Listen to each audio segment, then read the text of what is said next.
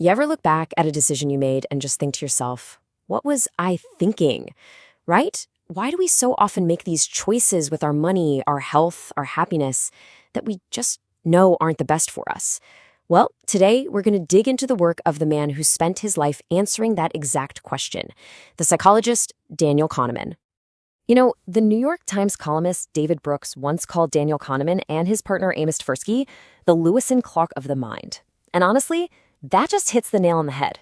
Because like those famous explorers, they basically ventured into this totally unknown continent, the territory of human judgment, and they mapped out its surprisingly weird and often illogical landscape.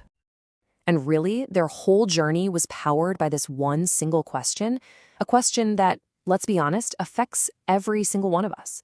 Why do we keep making choices that seem to fly in the face of our own best interests? Kahneman's work gives us a pretty revolutionary answer. Now, you might think Kahneman's quest to answer this stuff began in some quiet, ivy-covered university lab.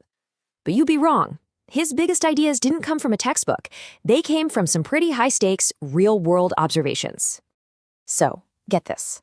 Back in the 1950s, a young Kahneman was in the Israeli military, and his job was to help figure out who would make a good officer. He was watching these experienced interviewers, and he saw, clear as day, that their intuition was just awful. They were making terrible predictions. And that experience, it lit a fire in him, sparking what he later called a lifelong interest in why our gut feelings so often lead us astray. So after his military service, he goes and gets his PhD from Berkeley, heads back to the Hebrew University in Jerusalem, and then, in 1969, it happens. He meets the guy who would become his other half, intellectually speaking, Amos Tversky. And that meeting, it kicked off one of the greatest scientific partnerships of our time.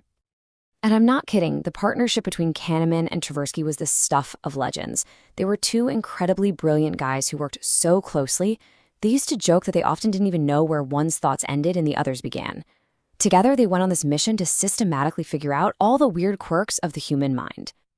And these papers here, these were the bombshells that started the whole revolution. Starting in the early 70s, they just dropped one mind-blowing article after another. They introduced these ideas like heuristics, which are basically the mental shortcuts our brains take to make quick judgments, and they documented all the consistent biases that mess up our thinking. But here's the thing. They weren't satisfied just shaking up the world of psychology. Oh no. Their work went on to throw a huge wrench into the core ideas that have been driving economic theory for decades. Okay, so this is where it gets really good. For the longest time, economics was built on this idea of economic man, this imaginary, perfectly rational person who always makes the most logical choice. But Kahneman and Tversky came along and proved that real people are, well, nothing like that. It's not just that we're a little irrational sometimes, it's that we are predictably irrational.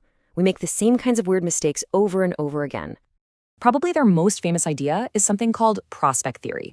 And boiled down, it proves that the pain of losing, say, $100, feels way, way worse than the pleasure of gaining $100. This is called loss aversion, and it explains so much of our weird behavior around money and risk. It's why most of us would rather get a guaranteed $50 than take a 50-50 shot at winning 100 or nothing. That fear of ending up with zero is just too strong. That's loss aversion right there in action. So, their work, along with the economist Richard Thaler, didn't just poke holes in the old way of thinking. It created a whole new field to replace it. They basically founded behavioral economics, which is all about blending real psychology with economics to understand how we actually make decisions. And this new field was so powerful, so totally game-changing, that eventually it got the highest recognition you can possibly imagine. The year was 2002, and, this is a bit bittersweet because Amos Tversky had tragically passed away a few years earlier, so he couldn't share in the honor. But the world of economics was about to give their incredible partnership a massive, massive validation. Daniel Kahneman, a psychologist, was awarded the Nobel Prize in economics. Just let that sink in for a minute. A psychologist won the biggest prize in economics. It was just this incredible moment proving that if you really want to understand the economy, you first have to understand the messy, brilliant, and biased way the human mind actually works. And he didn't just stop there. In his later years at Princeton, he started applying that same smart, rigorous thinking to another huge part of our lives, happiness. He helps pioneer what's called hedonic psychology, basically the science of what makes us feel good. And he even helped places like Gallup figure out how to measure well-being across the globe. So, after all that, what's the big takeaway? Why does all this matter to you and me in our day-to-day lives? Well, it all comes down to learning how to think about the way we think. See, Kahneman's research isn't just a bunch of cool facts about how other people can be irrational. It's a mirror. It's basically a user's manual for your own brain, showing you all the hidden shortcuts and biases that are pulling the strings on your decisions every single day, whether you know it or not. And that really brings us to the final, most important question. Kahneman and Tversky, they gave us the map. They showed us where all the weird twists and blind spots are in our thinking. So the question for all of us is, now that we have it, what are we going to do with it? How will you navigate your own mind differently, knowing what you know now?